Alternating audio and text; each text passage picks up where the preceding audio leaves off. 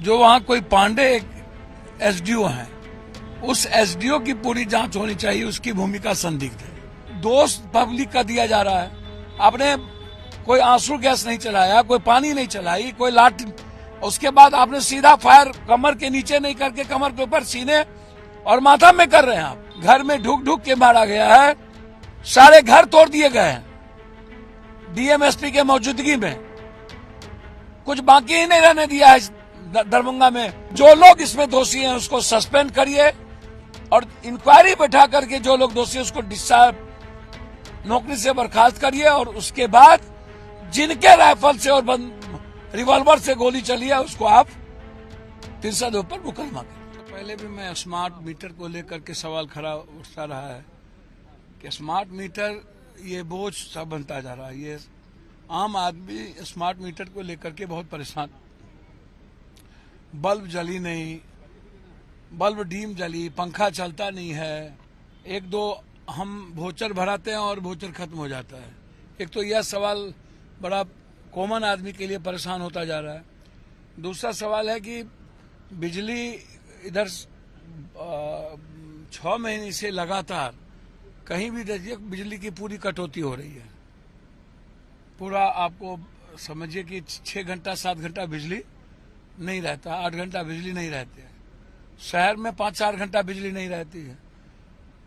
तो बिजली के मुद्दों को लेकर के पहले से ही बारसोई में यह घोषणा की गई थी कि हम इस राइट्स को लेकर के हम प्रदर्शन करेंगे।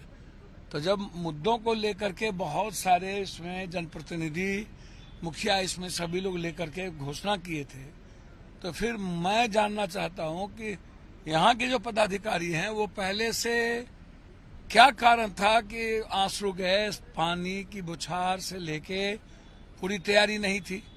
जो वहां कोई पांडे एसडीओ हैं, उस एसडीओ की पूरी जांच होनी चाहिए। उसकी भूमिका संदिग्ध है। आप इसको आप समझिए। किसी ने उस्काया नहीं है, किसी ने कुछ नहीं किया। आप पैसेंस रखते।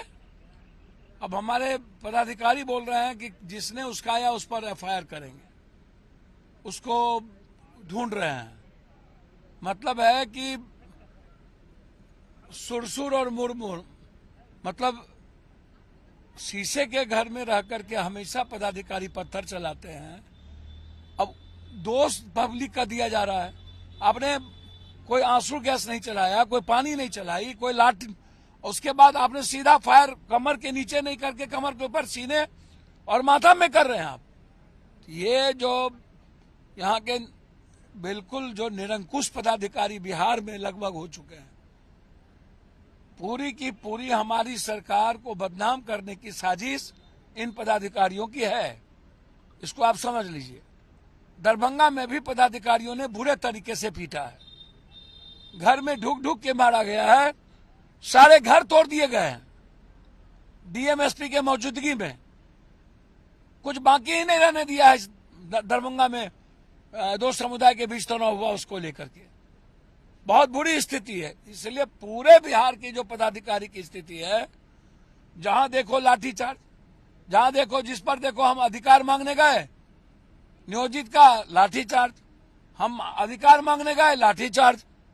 और यहां तो दुनिया के आज तक के इतिहास में मैंने आज तक देखा है कि जब तक कोई प्रोसेस नहीं होता है, इन्होंने कानून संबद्ध तरीके से काम नहीं किया है।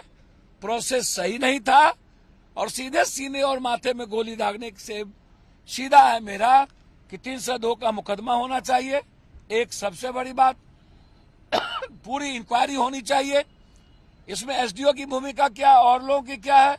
2 नौकरी और 20-20 लाख रुपया का मुआवजा दें और जो लोग इसमें दोषी हैं उसको सस्पेंड करिए और इंक्वायरी बैठा करके जो लोग दोषी हैं उसको डिस्चार्ज, नौकरी से बर्खास्त करिए। और उसके बाद जिनके राइफल से और रिवॉल्वर से गोली चली है उसको आप 302 पर मुकदमा करिए। जिम्मेवारी तो तय होनी चाहिए पप्पू जी। देखिए, यही सबसे बड़ा अकाउंटेबिलिटी का जो मामला है ना, यही जिम्मेदारी कभी हमारी सरकार में तय नहीं हो पाती। ये सबसे बड़ी बात है। सरकार संवेदनशील है, सरकार छोड़ेगी नहीं, लेकिन जिम्मेदारी ही हमारे सरकार में तय नहीं होती है। और वो जिम्मेदारी पदाधिकारी की यदि हम सुन लेते हैं तो पब्लिक ही इसमें दोषी हो जाता है, पब्लिक को ही जेल जाना पड़ जाता है, पब्लिक पिस जाती है, पदाधिकारियों पर अकाउंटेबिलिटी तय नहीं होती है। हम चाहेंगे कि इसकी जिम्मेदारी तय हो और 302 से लेकर के सस्पेंड हो, बर्खास्त हो, दोबारा इस तरह की हरकत और गलती गोलियां न चला सके।